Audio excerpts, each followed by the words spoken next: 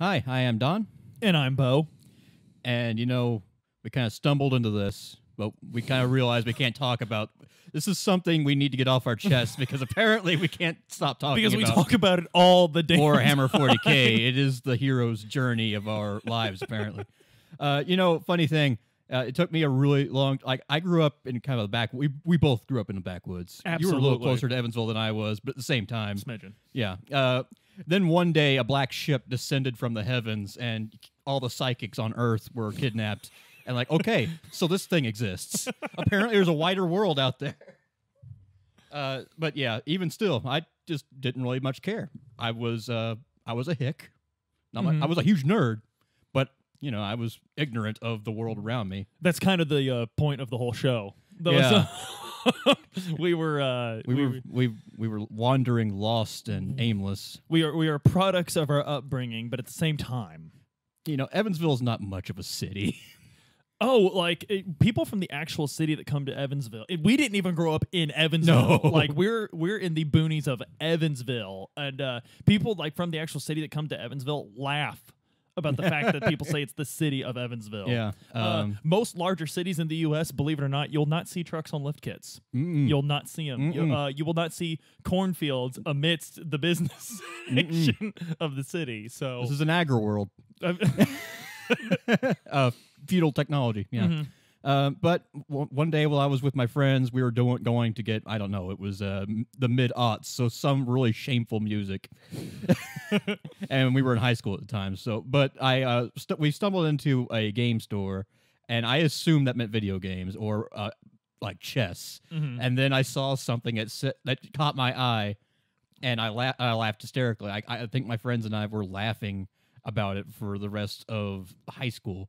A Chaos Space Marine Raptor, which is just a glorious conflagration of words. Right? It's like a Chaos Space, and of course, Raptor Jesus was huge on Newgrounds at the time. So of course, it became Chaos Space Marine Raptor Jesus every time we needed to evoke something, or every time we wanted to dabble in atheism while still being good Catholics.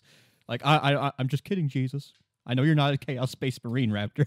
We made an art of that growing up. Hey, I'm edgy, but I'm still good. Do you think that, because you and I have never really talked about 40K until recently. We just discovered this about each other. Do you think that our Catholic upbringing influenced liking 40K? I really do. Look, if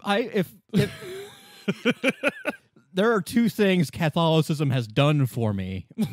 And that is being able to appreciate Canticle for a Leibowitz and looking with awe at a mobile cathedral that is called that's called Storm Herald marching down Hell's Reach, and shedding a single tear at the beauty of walking of the Emperor's might.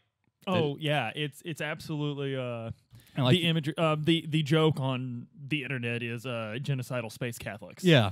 40. This is a broad subject.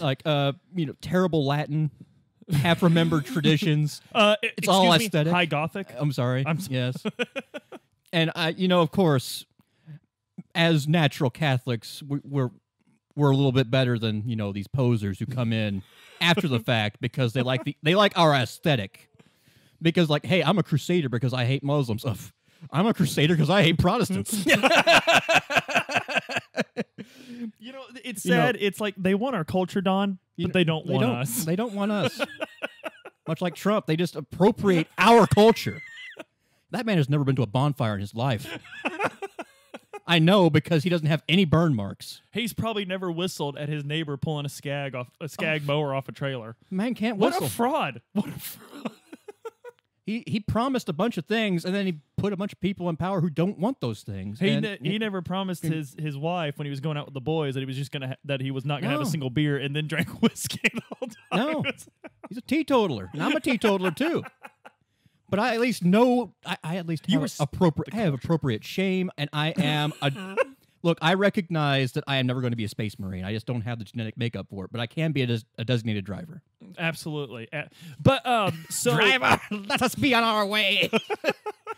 Yeah, I do like the Dawn of War games. Just So Adam has been begging us to do like a 40K podcast, and I don't think he fully grasped the scope. What is Warhammer 40K? Well, it's like saying you want to do a podcast on Star Wars. Yeah, these are a billion different things, and I think tell me about Western civilization.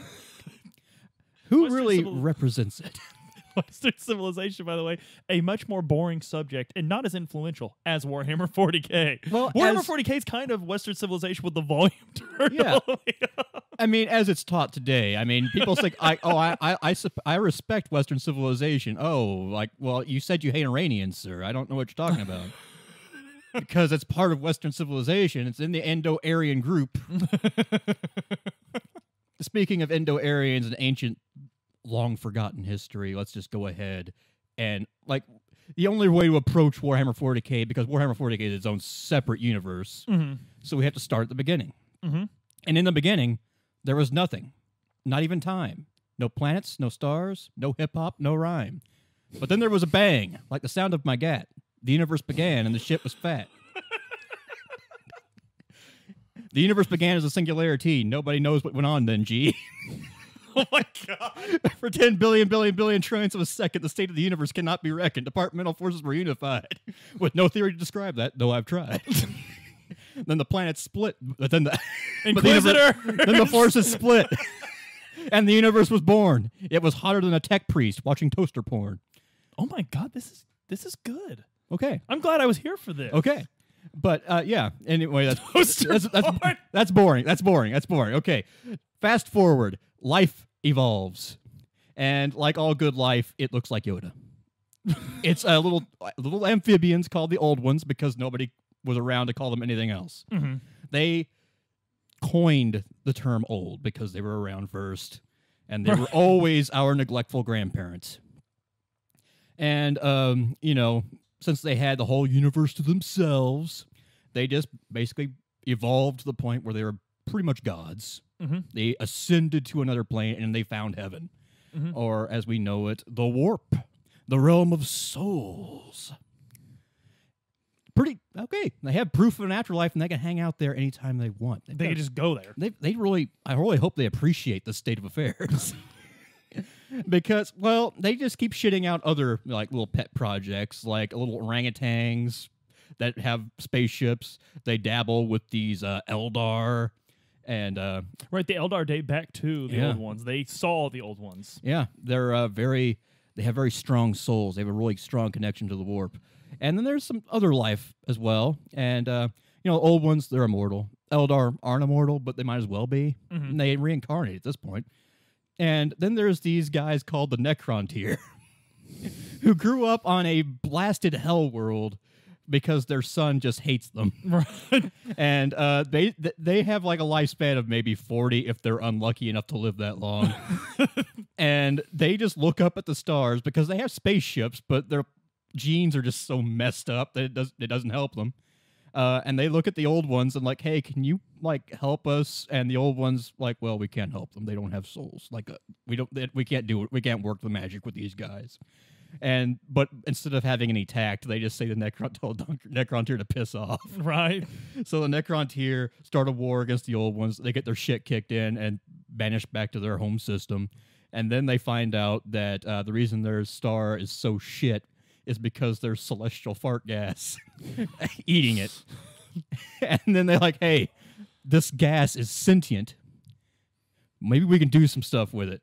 The perfect thing, okay, just work with me. What if we built this all-powerful god gas that is consciously eating our star, that knows no instinct other than to hunt and feed the weak and whatever's in its environment, and gave it an awesome battle body? Yeah, that sounds like a good idea. I think we should do this. So you wind up with a bunch of random gods with names like the Great Deceiver or the Messenger or whatever, like a bunch of edgelord names.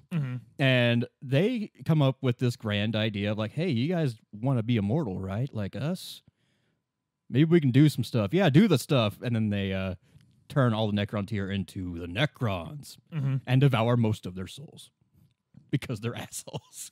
But the old ones had stated before, we can't help you because you have no souls. Yeah. Yet these... Well, their souls just weren't that strong, I guess. So are these like the proto-ruinous powers? These are the Catan. Oh. The Necron gods. Oh, of course. Yeah. And I guess don't know much about the apparently Necrons. Apparently there was a huge fluff change where traditionally the Necrons didn't have any consciousness whatsoever. They were just all slaves to the Catan. Right. But in this new stuff, the lords with the better programming, and they weathered time a little bit better. They recovered their consciousness and got revenge on the Catan. But the Catan are still dangerous. But anyway, that's in the future. Right now, the Catan's like, the old ones sound tasty. And if the Necrons were still had a consciousness to want revenge, they probably want revenge. So let's lead our new handy dandy Terminator army, and which is what the Necrons literally are. Yeah, and devour these things. The old ones see them coming, and they're like, "Well, okay, that's fine. We have dominion over all things with souls." Oh shit! And they get wrecked. Fortunately, the Eldar are just populating like wild rabbits, and the old ones start shaping the Eldar's unique connection to the realm of souls to create gods, the Eldar gods, especially Cain, but all the other gods as well. Mm-hmm. And Cain is their war god, correct? Yeah, and they give them a bunch of other. They develop a bunch of cool wraith bone technologies. Oh yeah, and then of course they shit out the Quarks. Mm-hmm. Who are just the orcs. Yep. Bred specifically for war. And they multiply even faster than the Eldar, and fight. And at this point, the Catan start turning on each other because, like, hey, Catan are dying. Their energy's being wasted. Let's eat them. Right. This is the perfect time to do it too, because they're distracted fighting this war. It's what Fred would have wanted. Yeah, it's what he would have wanted. Yeah, he would have wanted. He would have wanted me to have this. So the Catan are destroyed. Necrons wisely, well, not destroyed, but banished. Necrons wisely just retreat back into their tombs and go to sleep until things die down. Let the heat, right? let 5-0 move on. So we just went to war with like the entire universe. Let's yeah, this was just to put like we skipped over it, but this war was like this 10,000-year hell war that the setting actually takes place in was a minor skirmish compared to this. Oh, absolutely. It's called the War in Heaven for a reason. Right. Unfortunately, the Quarks are still around, and the old ones. It turns out that when you fill a realm of souls with nothing but anguish, pain, disease, and war, those feelings coagulate or combine into distinct entities.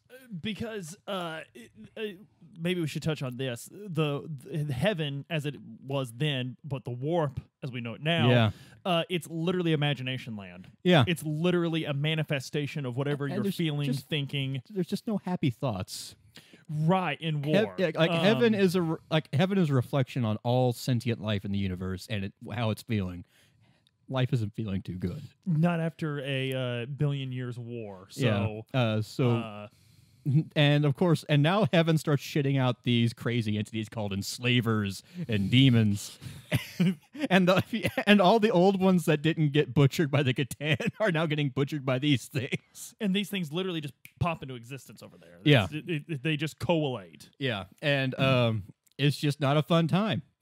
Eventually, though, things do quiet down. Old ones are wiped out, but the Eldar manage to hang on and repopulate, and they seize all the old ones' tech. And because they inherited it, when you inherit wealth, that makes you better than everyone else. Right. So, like the Webway, that's not theirs; it's theirs. Right. And you can't, and like that just makes them better than everyone.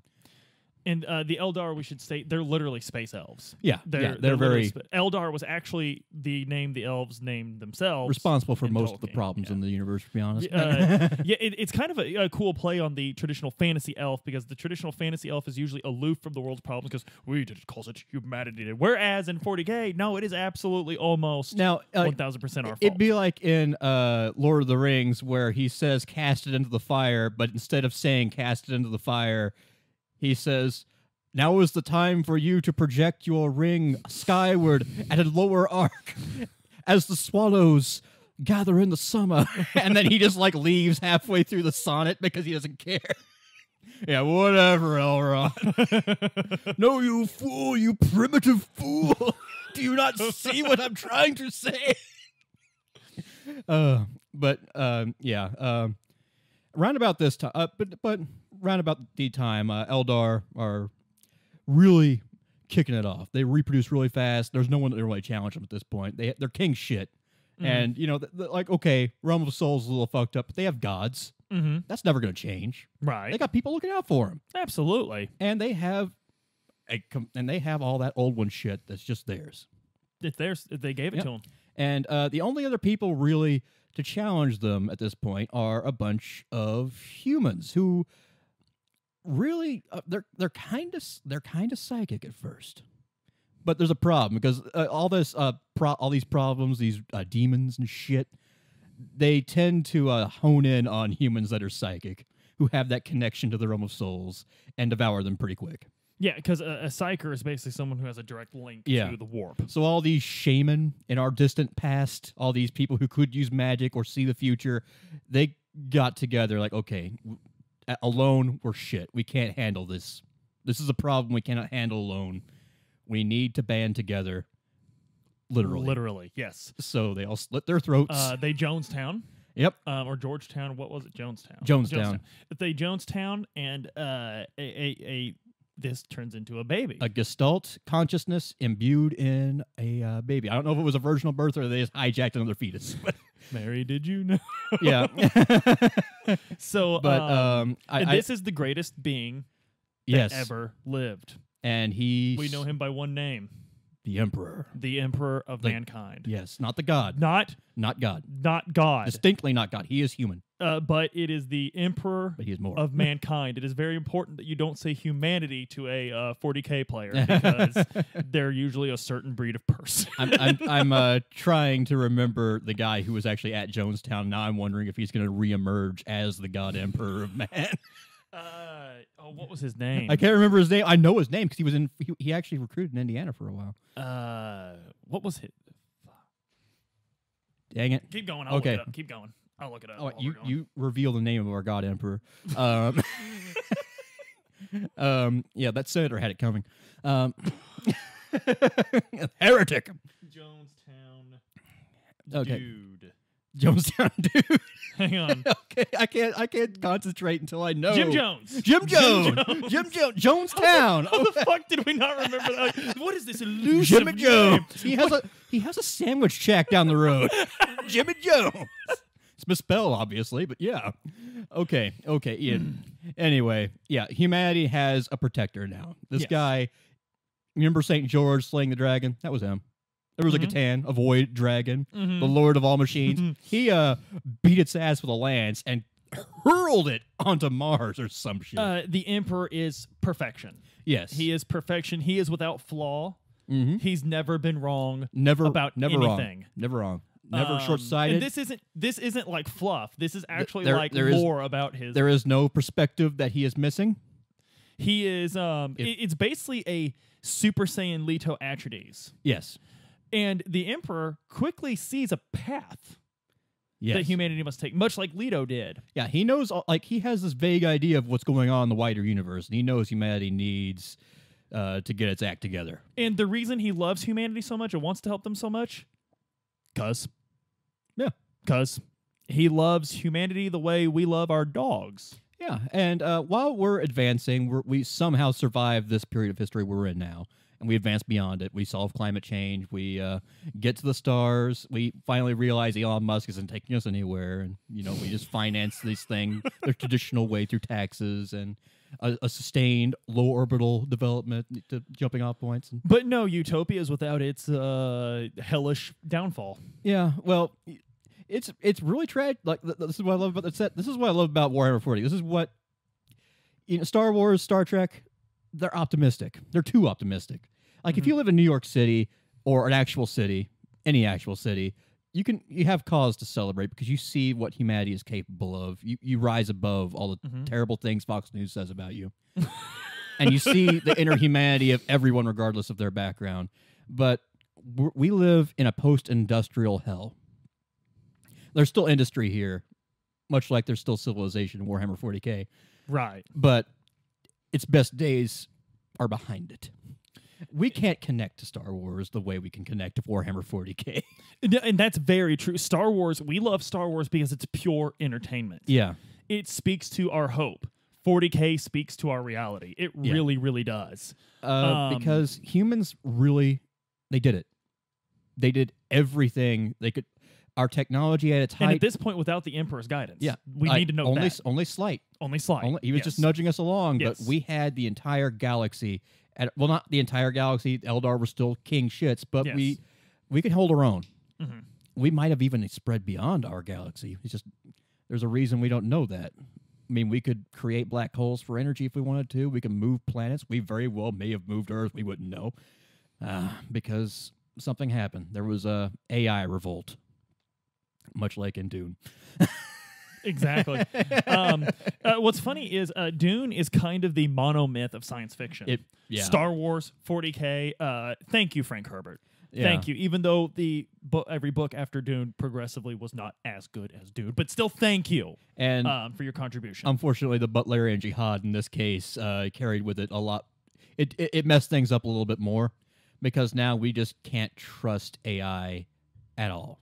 And we don't really know a whole lot about why the AI rebelled. It could just be the AI naturally saw us as a threat. It could have been ruinous powers. It could have been ruinous powers. Yeah. I mean, they're not a huge deal, but there's a reason Geller fields were invented. Right. You can't just go sailing through heaven anymore because, if your Geller field goes down, suddenly, like, the helmsman will grow tentacles. And you're like, and while you're still piecing that little piece of information together, faster than somebody on that ship can develop a fetish for it, everyone's dead.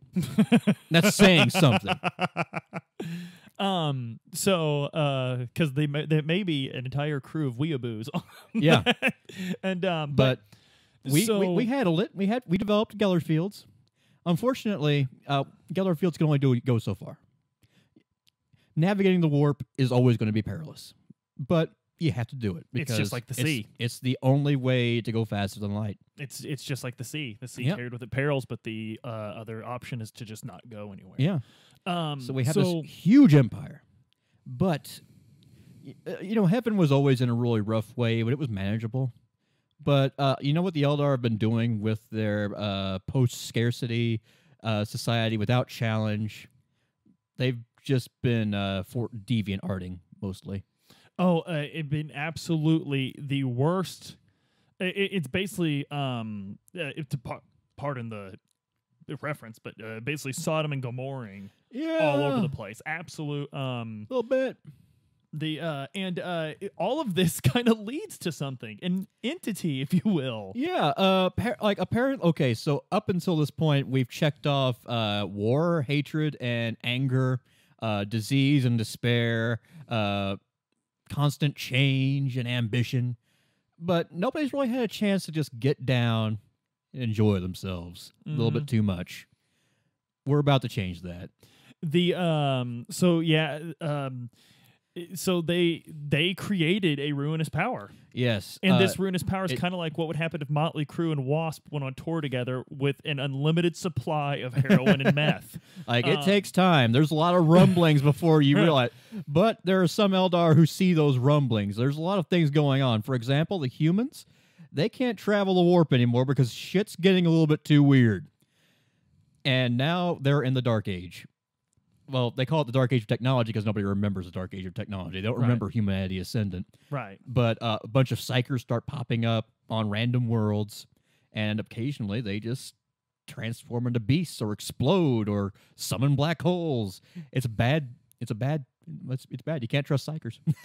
And at this point, you can't just take the road. You can't communicate. You can't travel. All these human colonies, they're cut off for thousands of years until what's going on in the warp finally bears fruit, so to speak. Right. And by the way, you remember that Emperor of Humanity, that perfect being we mentioned earlier? Yeah. He's not going to be so hands-off here soon. He's taken notice of all this. He sees that control is lost, and this guy's kind of big on control. Yeah, like, okay, maybe nudging things is a little bit bad. And he sees his opportunity because that thing during this dark age of technology. Yeah, like after in the Age of Strife that follows the dark age of technology. Yes, which is actually a golden age. We just don't remember it. Right. But unfortunately, which is the Great Crusade. Age of Strife comes before the Great Crusade. Okay. This is the Long Night. On Terra. Oh, right. Yeah, on Terra, there are just a bunch of people who. It's Fist of the North Star. It's a post-apocalyptic hellhole. Mm-hmm. A bunch of crazy people with unfathomable technology. They don't even fully understand themselves, and they're just competing for dominance. And then the Emperor, he starts uniting them. And he is very strict. There's no such thing as God or religion. Everyone is going to be a rational, reasonable atheist. That's the number one rule. The imperial truth. A society based on Richard Dawkins. And while he's doing this, he seems to have had some insight into something that's about to happen, because that warp egg that the Eldar have been incubating, debauchering into existence, it pops dramatically.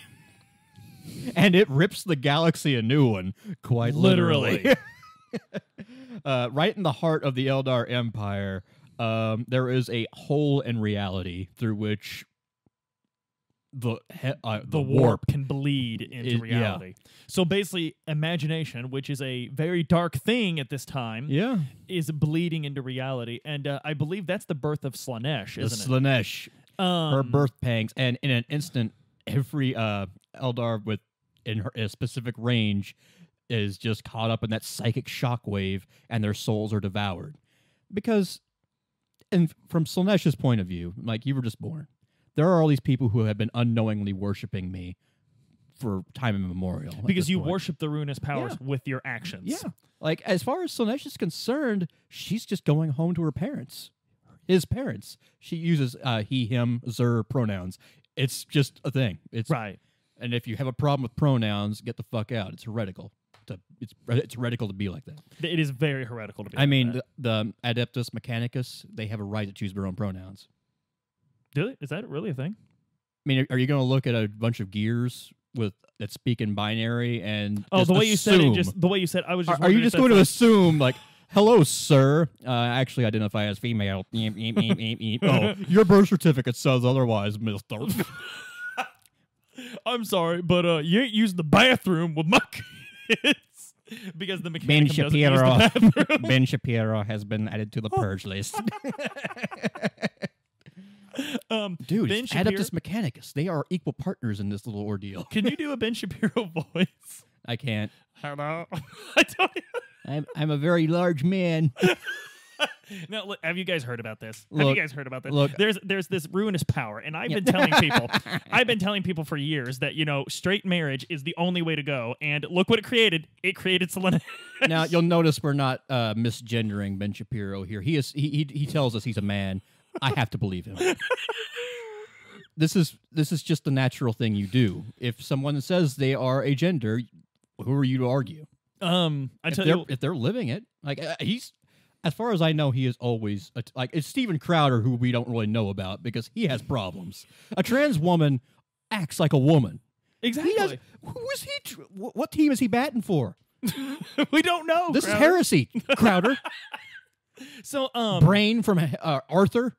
Ben Shapiro. Funny thing, he actually feels as though AOC owes him a debate. Yeah. So he's entitled. I'm calling you out. He's Ben an Shapiro. entitled millennial. You come here. And you try and outsmart Don and I on 40K trivia. You can't refuse. It's your own rules. Oh, I don't. But what if he's really good and he convinces me that Mortarion is the best primary? He would like Mortarion. Okay. And Steven Crowder, if you want to come and just we'll spray you with like a hose and hit you with baseball bats or something. Or if you just want to play Smash, I don't know. I'm actually feeling pretty chill. It's the holiday season, Sanguinalia. Happy holidays, Ben Shapiro. Yeah, actually, because you know what? That's what the Emperor would want us to do. Yeah. They're fellow humans. So, as far as I know, this little tangent of ours is important because Warhammer 40K fandom has a lot of Nazis. This is your stamp of approval for a unique Warhammer 40K experience. Right. Yeah. Actually, that's very important to address. Is because of the Emperor's rules of. I think like I remember the first core book I had for the rules for the game. Yeah. One of the quotes from the Emperor is, "An open mind is a fortress with its doors unlocked and its drawbridge drawn flat." Like, and people who can't separate fiction from reality look at that and it's like, well, I guess Hitler was right. Yeah, so fuck you people is what we're saying. Yeah, we're going to do our best to give you a rational, reasonable, non-fascist, non-right-wing, left-wing rational Warhammer 40K experience. And we're trying to be unique here. So almost everyone that clicked on this to get 40K lore is now unsubscribing from the show. I'm pretty sure they left us when I mentioned pronouns, but you know, they're babies. But anyway, Eldar, bunch of also babies, condescending little twats. Okay, Eldar. They're gone. Okay, Eldar. Yeah. Okay, Boomer. Okay, Eldar. Yeah. So some did survive. They left in craft worlds, the space Amish. And well, good luck, guys. And that's the Dark Eldar's birth too. Yeah. They fled to the Webway and just kind of shacked up there, and building a city in impossible places. Whereas the Eldar are like, no, we didn't make Slaanesh. Whereas the Dark Eldar are like, we made Slaanesh. And you know how? Okay, there's we put too much carbon dioxide in the atmosphere, so clearly the solution is to put even more. Now, Craft World Eldar have these like infinity circuits to store their souls safely after death. It's a bad thing when those things break down because if you die as an Eldar, Slaanesh gets your soul. She has claimsies, and why? Because immediately after her birth, she gobbled up all the Eldar gods, except for Cain, who was holding his own against her, and Sheogorath. Or Sheogorath, the laughing god, he basically looked at Slaanesh going on a rampage and said, "You got this, man." And he runs to the Webway because he's the best character in the series. and Cain is holding his own. Unfortunately, the birth of Slaanesh has woken up the other ruinous powers. They're not just going to be mild Unitarian gods of chaos now. Right. They're Catholic gods of chaos. Old Testament gods of chaos. Khorne comes storming over like, "This is my man." Oh, yeah. And we don't really know exactly what happens, but we do know that in the fight between Khorne and Slaanesh over ownership of Cain, Cain gets broken into a bunch of pieces. Which basically just leads me to believe that I think the fan theory is Khorne picks up Cain and uses him as a weapon. Oh, yeah. Unfortunately, and there is another Eldar god. She's still alive, Aisha. Basically, the Virgin Mary. She is the way Catholics view Virgin Mary. She is just a good person. Absolutely. She will hear your prayers and she will not smite you. That's good. That's a very rare thing in this world, this universe. Unfortunately, she has absolutely no chance against Slaanesh, and Slaanesh wants Aisha. And Slaanesh, when he wants something, he doesn't want them for good things. No. But right when everything looks like it's about to get anime, hentai, there's the cavalry sounds. Like you see, it's the Palinor fields. You hear a horn. The Slaanesh looks off to the horizon.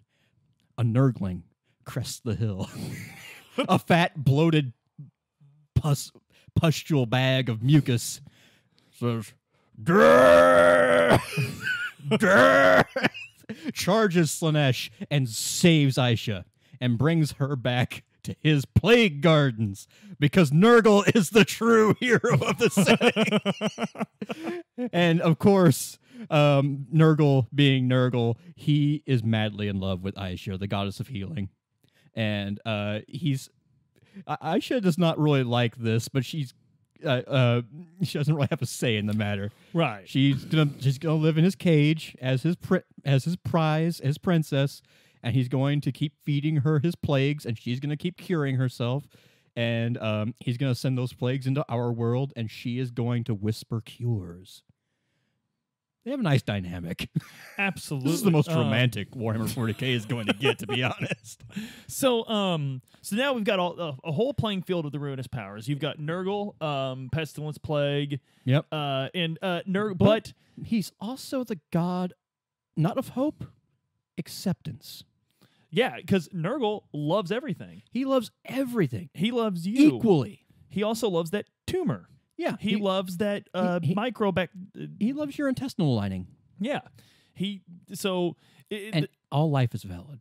All life, even the virus that wiped out an entire species. Yeah. That species still had its life. Yeah, and so did that virus. And if you're sick, if you're dying, if you give yourself to Nurgle, he won't kill you. You'll just live happily ever after with your horrible, with your horrible decaying body. So then we have the new guy, Slaanesh. Yeah, Slaanesh, and while a common error is Slaanesh is not sexual deviance. No. It's not just sex. It's pleasure. Period. Yeah. Whether you derive that pleasure from pain. Oh, yeah. Whether you derive it from murder. Whether you derive Slaanesh has got a lot of crossover fandom. Yeah. Actually. My favorite is the Noise Marines.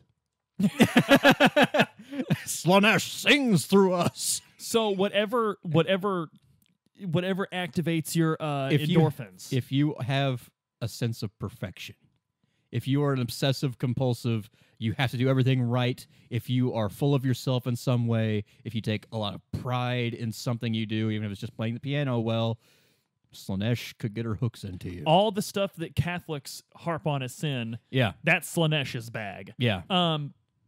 Excuse me. So then we move on to my personal favorite. Of course, my personal favorite, Khorne, the blood god. Blood for the blood god. You know what Khorne wants to do? He wants to kill things. You know how often he wants to do it?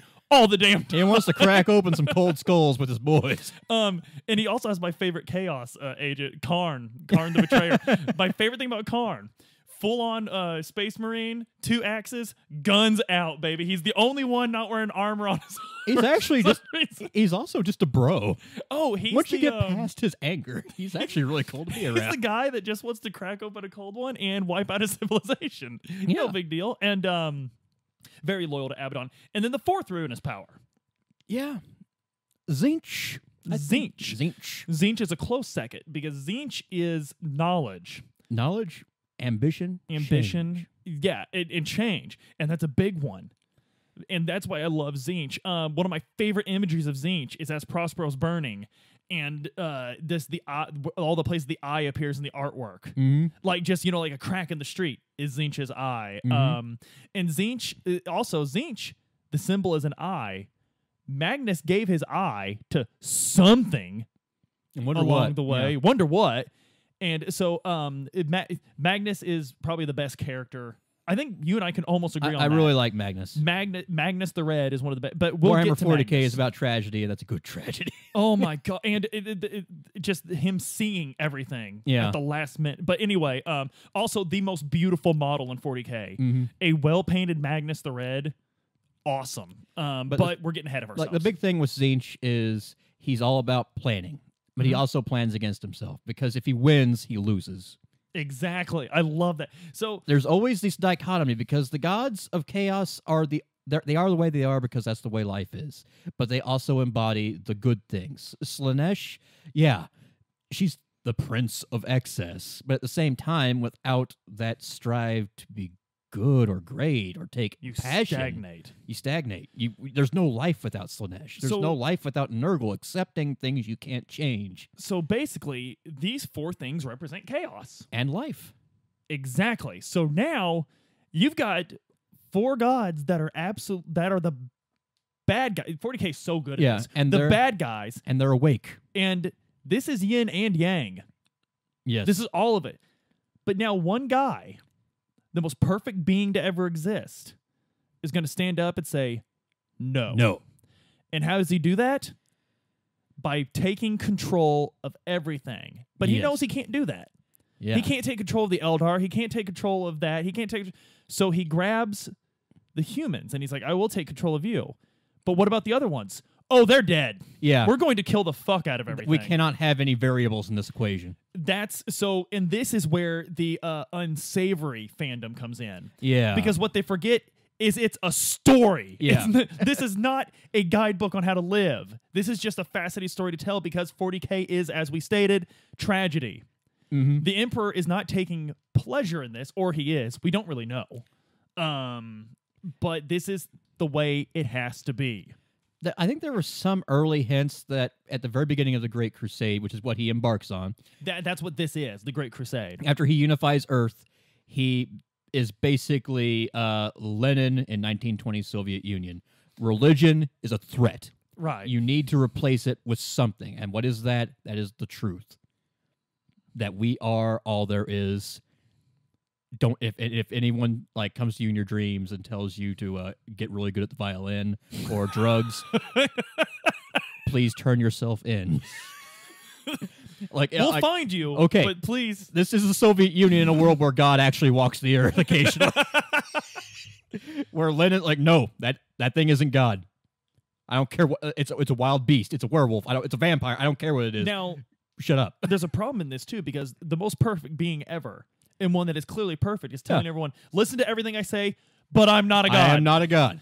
This is going to cause a lot of problems. Yeah, there's a baby falling in off a skyscraper, and you're like, "Save my baby!" The emperor comes in with a superhero cape, and he literally has a halo behind him. Literally everywhere he goes. There's a bunch of literal children, cherubs, cherubs in 40K following him and controlling the starships. Yeah.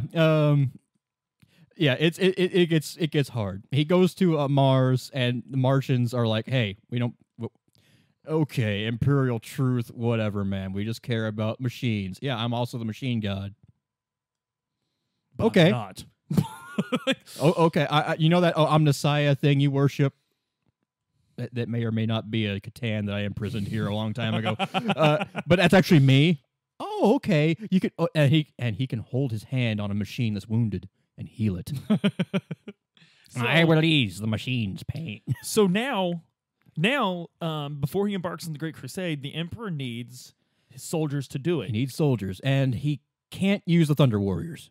They were the ones who unified Earth, but they're unstable. They're too prone to going on 4chan, getting ideas. And these will later be known. These Thunder Warriors will later be known as Proto-Astartes. Yes. So now he needs to make these new soldiers. So he creates himself 20 sons. 20 sons.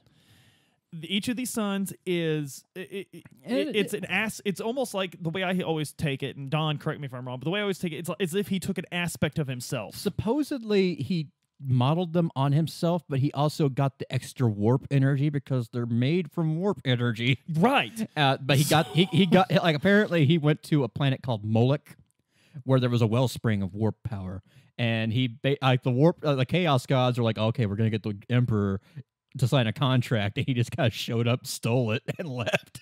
So, but he used that, and the Chaos Gods get one up because while these babies are all incubating like little baby Yoda and Mandalorian, they show up and just start shucking them like eggs. Literally, they just go to other places. Yeah.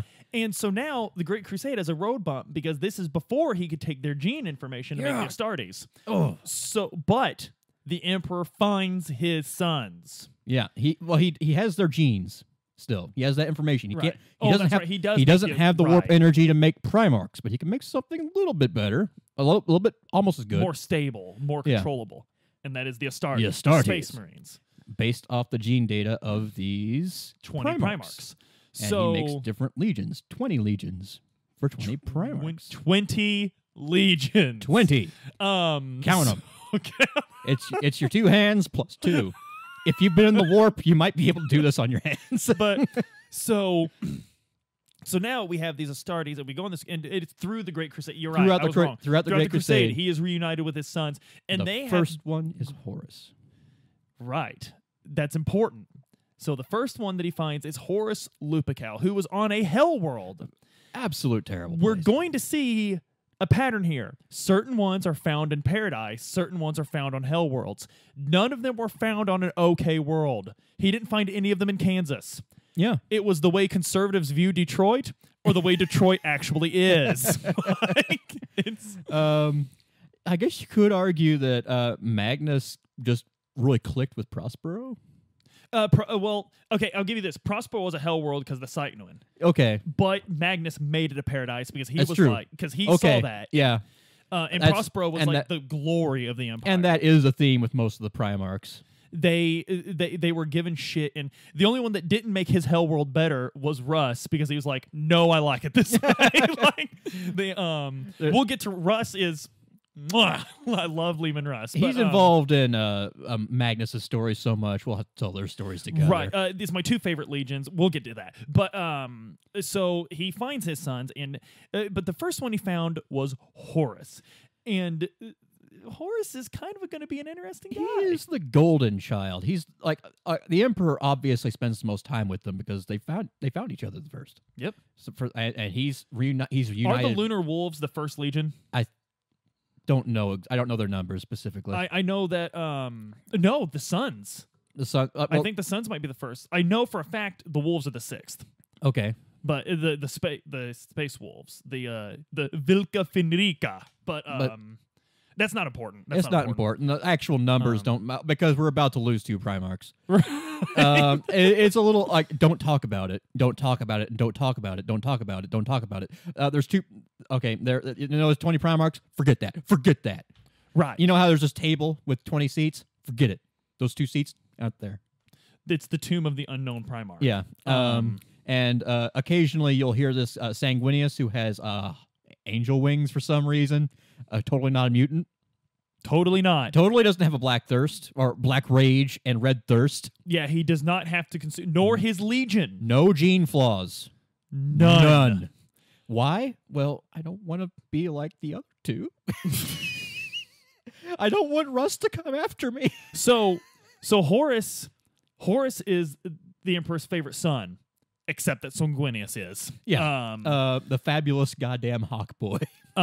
So basically 2 of these Primarchs, what actually happened, what we don't talk about is something went wrong. Yeah. And this is how Leman Russ and his legion find their purpose in the Imperium. They are the executioner's axe. They are the Emperor's axemen. Yeah. This is why no one likes Russ. No one likes the Space Wolves, and they like it that way. Yeah. When Horus was named War Master, when the Emperor put his sword down and said, Horus, you will lead my legions, all the legions showed up. Even the sons, who are the most feared, not the most hated, but the most feared because of their psyker powers. All of them were there. The Space Wolves were exterminating the world. The Space Wolves were gone because that's not their job. Yeah. Their job is to keep blood on their axes. So that becomes important, is why I'm telling you. But anyway, they've already done that, and that's how they found their rule. We don't talk about them. Russ especially doesn't fucking talk about them. Yeah. Because another thing about Russ is he's the most loyal son of the Emperor. Mm-hmm. He will not question his Emperor's orders, even when they're not given by the actual Emperor. Yeah. Which we'll find out about that later. But there is one interesting bit where I can't remember what book it was from, but Horus is talking with Malcador the Sigillite, the Emperor's right-hand man, mortal, kind of. The most powerful psyker mortal, I believe, ever. And Horus does not take the erasure of his 2 brothers well. In a way, he embodies the best of the Primarchs. He's very relatable, very human. He cares. He's the kind of person everyone wants to like or be like or emulate.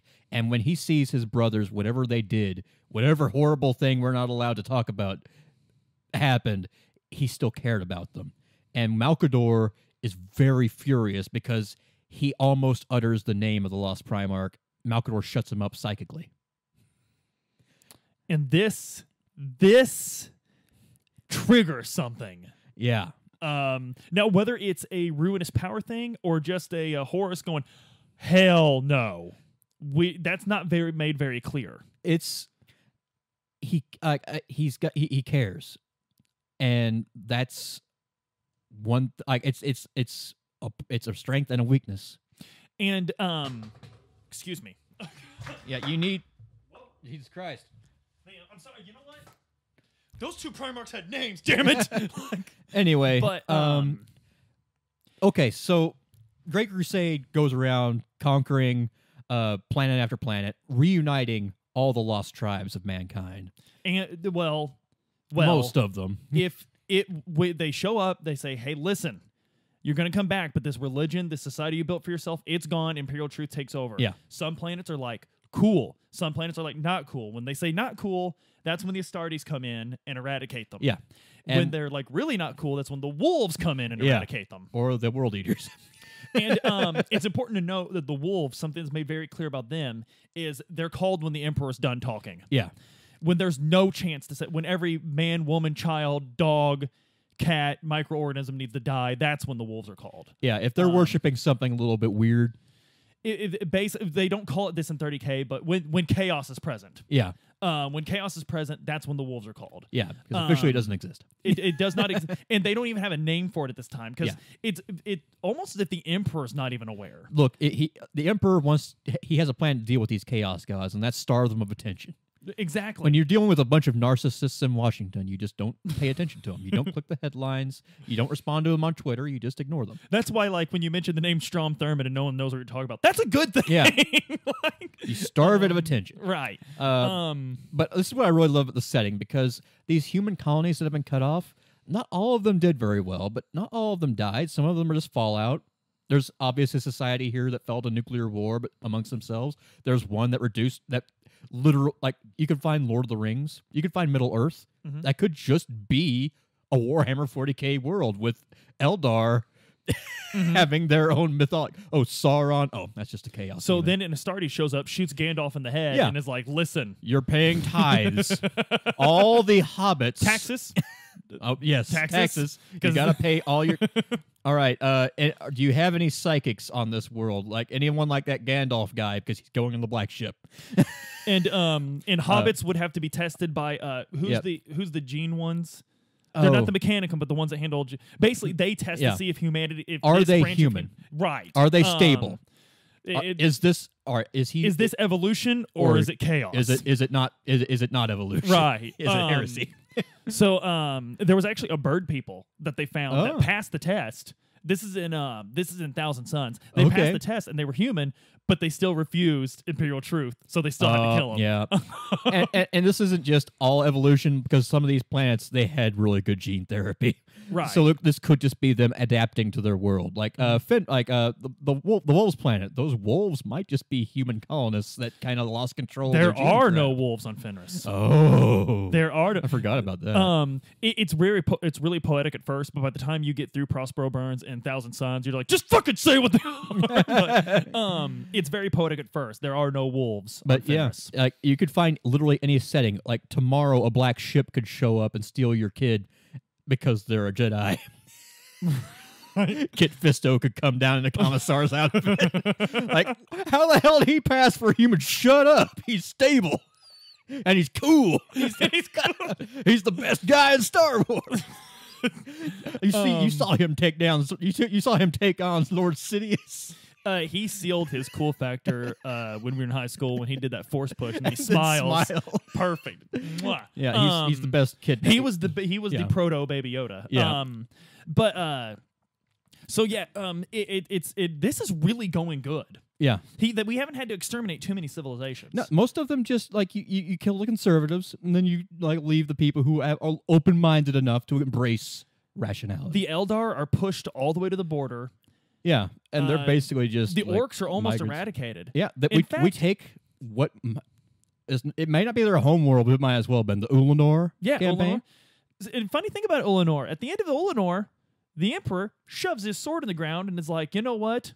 This is going good. You got this, Horus. You got this. In fact, we're gonna have a big ceremony, and we're gonna talk, and we're gonna make you War Master. Yeah, Dad, but I still have concerns about. Hey, just trust me, kid. Just trust me. Just trust me. But I have big boy pants work to do on Terra. So right now there's a couple of Primarchs where Horus is the most troubled, but there's a couple of them that are going through something weird. Like I mentioned before, this Magnus guy, no one remembers this happening. Not even the Emperor of Humanity. Sorry, the Emperor of Mankind. Yes. He gave his eye to something. Yeah. Because something was going wrong with the Suns. Yeah, they were flesh changing. They were. Some of them were. It was like that wings on that guy. Yeah, but not really. Yeah, they were warping. It's not like Sanguinius. It's not cool.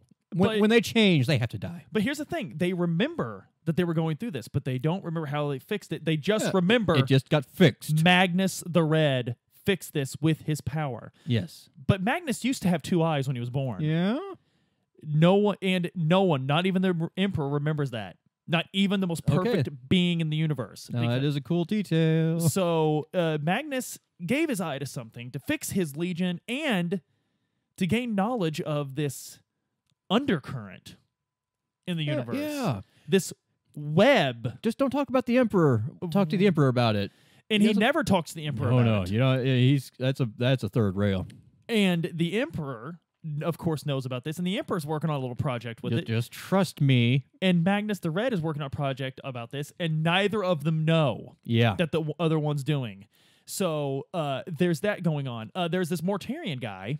Yeah. And he hates Psychers. He hates them. Mm-hmm. He hates them with every fiber of his being because the world he grew up on, there was bad news about him. He hates Psychers, but he's 100% loyal to his dad, the most powerful Psyker in the universe. Yeah. But he hates him. Then you've got Logar. Logar's an interesting one. Logar... He loves Daddy. Loves Dad a lot. Loves strong Daddy. And there's been a couple of times when dads had to come and be like, son, I understand that you're really proud of what your dad does. Yeah. But I'm not a god, son. And these Bibles you keep reading... You're so humble. And you keep... and you keep distributing this literature amongst these worlds you conquer. And I understand it's an effective method. Yeah, don't get me wrong. But it's not the way I want it. Now, and it gets to the point where the Emperor has had to tell Logar, the next time it happens... I'm calling Russ. And Russ, what's really cool is all through the books, Russ is chomping at the bit. He can't wait till he gets the low. He's like, I can't wait till he's another one we don't fucking talk about. There's another one. What's the one with the spike in his skull? Angron. The Paladin. Russ has already had to smack this guy down. Not kill him. But he's already had to beat the shit out of him. Yeah, it was an awkward standoff where I think Russ won the fight, or I can't remember exactly. Russ beat him. Okay, Russ won. I remember there being a standoff where the Primarch, the Primarchs, one of the Primarchs has the upper hand, but the other one has Marines on hand, where it would have been like a Mexican standoff. Right. But the thing, like Angron is great because he was. He showed up on a kind of a shitty planet. Well, not really a shitty planet. It was actually a really cool planet, but unfortunately it was just staffed by terrible people. Right. Very technologically advanced people. They find this this kid and like, hey, this kid killed a bunch of demons. Just straight out the fucking womb, man. Mm-hmm. Get him in the gladiatory pits. Right. And then, unfortunately, he gets reared by this older, cool gladiator. And they it'd be really cool if we made him kill his adoptive father, and he refuses to do it. And then they put the nails in his head, and that makes him go crazy. And do it. It's unimaginable aggression. Yeah, it causes him pain unless he's killing something. The wolves love fighting. Yeah, when they have to, they're fine to sit on Fenris for as long as it takes. He has to. And what's the big tragedy with Angron's character is that he sees the injustice of the society through the haze of his own pain. Yes. And leads a slave revolt that does not conquer the planet, but he puts up a better fight than you'd think, given the odds against him. And then the Emperor shows up, and instead of endorsing his slave rebellion, he sides with the people who did this to Angron because they have technology the Empire might need. And they accept Imperial truth. Yes. And you can't just set a precedent where you can accept Imperial truth and still get wrecked. So he kidnaps Angron at the right before his final battle with the only family he's ever known, and the Emperor kidnaps him. And then later he goes back to his homeworld with Logar. This is after heresy, like when he's already on the path to hell. Right. But he comes back and somebody tells him, "Oh yeah, you're that guy who ran off like a bitch." And that's where Angron really falls. But right. The interesting thing with Angron is at some point he has a line, look, if it wasn't for these nails in my head, they're the only thing keeping me from rebelling right the fuck now. Right. This empire that our so-called father is building is unjust. Because he was built to be the paladin. he was just broken. Right. So we could go through each and every part, but suffice us to say, this perfect being is quickly being revealed as a terrible father. So, well, basically, he's got this vision, and what's funny is 40K players are really divided on this. Yeah. There's some, typically the ones we mentioned earlier, that are like, no, the Emperor's perfect. This is what has to happen. And there's others where it's like, the beauty of 40K is that it's broken. The beauty of 40K is that there is no greater good. It's a very real, gritty setting where a lot of ideals are being thrown around, but the setting's not going to select the one that's right. And correct. And the fact that there are several different authors with several different takes on different characters actually works in universe, depending on what faction you're talking about. Now, I like that the 40K unit. I like that the Black Library is very careful to not pick a side. Yeah. And even though the correct one is far and away 1,000 times the orcs. The orcs are the perfect because they're always just having a fucking ball. This is their ideal world. This is they're fine. There is a planet in the Eye of Terror, a literal hell dimension where like a bunch of orcs invade a chaos planet and they all die, and like as a punishment for this, for having the audacity to invade Khorne's personal hell planet, he brings them back to life to die in battle again and again and again. And these orcs consider it heaven. This is heaven. This is exactly what I fucking want. Right, not sure what you mean by heaven being ruined. This seems fun to me. Same again tomorrow. I hope I get killed this time. Okay, you know what? We're at an hour. Why don't we wrap this? Because we're up to the events of the heresy. We're up to Horus. Yes. And we'll start next time with Horus Rising.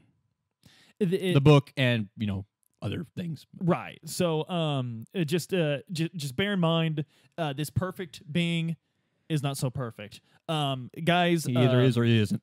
tune in next week to hear this. This is the first of our Reason for the Season series. Happy Sanguinalia. The Slaanesh-mas. Horusmas. Horusmas. Happy Horus days. And just remember that when you're gathered with your family, warm in your homes, opening presents, just remember it's because Horus stood up. Remember that. Sanguinius fell down. So, guys, like it, subscribe to it, hit that bell if you want to know when we're coming on. Hit that Exterminatus button. This is Bo. I am Don. And Rogel Dawn.